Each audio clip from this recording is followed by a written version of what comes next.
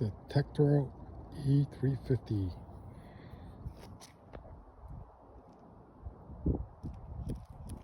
On a RAD Runner 1, the original release of this bike in military green.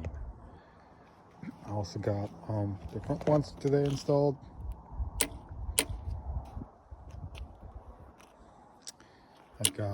Last year I got the egg rider.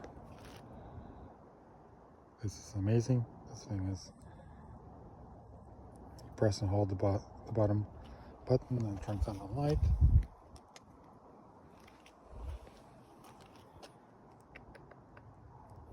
Potentially I could upgrade the stock light, but really there's nothing really wrong with it. It functions. I don't really ride the bike at night, so but you know. And I definitely want to upgrade the stock seat.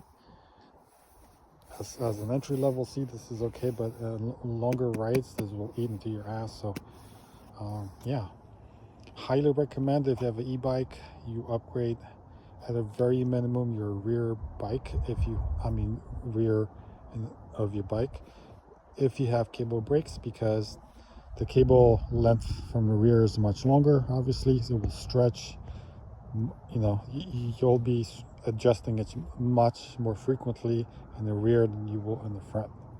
The front brakes really short, it will stretch as well, but not as much, I guess. Another issue I had was the back wire here, the front, the wire coming off of the brake for the cable brakes was starting to frail and crack and split, and some of it actually came off. Like the wire was getting thinner and thinner. It just didn't look safe, and then I constantly would have to just mess with it. And then also the cable, they just didn't perform very well. Sometimes I don't think the cables were doing their job. So that's for me, that was a safety concern. So I first upgraded the rears just to make sure that these brakes work, and they did. And then I got the matching front brakes so I don't look like an idiot. And that's about it. By the way, in case you're curious, this controller, this egg rider,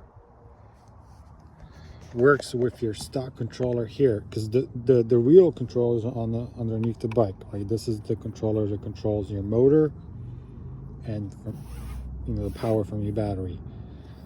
This is more like a on and off switch, but the factory ones, they have your levels and everything. The factory ones, somehow it definitely doesn't work as good. It's more limited power. I would say this gives you up to like 20% more power, more just features. It syncs with an app and everything. This just buy it. This is one of those products you just say, take my money. That this is a class of that good of a product, I would say. So yeah, next we're gonna look into upgrading the seat.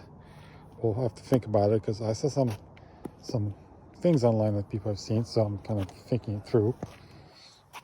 Not sure, but again, I don't think that looks fine to me.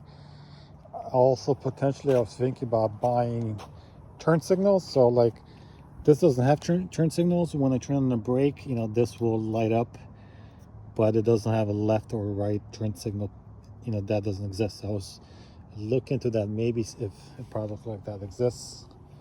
I'm not sure if that's overkill, but yeah, that's it. And then another good tip I would recommend, even if you upgrade your controller, which is what I did here, kind of move the old one to the side here. Just kind of move it down. I'm going to move this one down even more, just kind of towards the bottom of, because if you ever crash, or if this malfunctions or breaks for any reasons, even if nothing happens, physically happens, so if this breaks and you're in the middle of a road, you're fucked.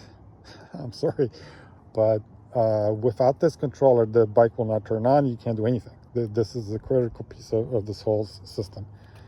And then, if that happens, you can literally just unplug the wire. Even in this orientation, you just unplug this wire, plug this one in, you're back in business. Keep this thing on your bike as a good backup. Okay, that's it. Cheers.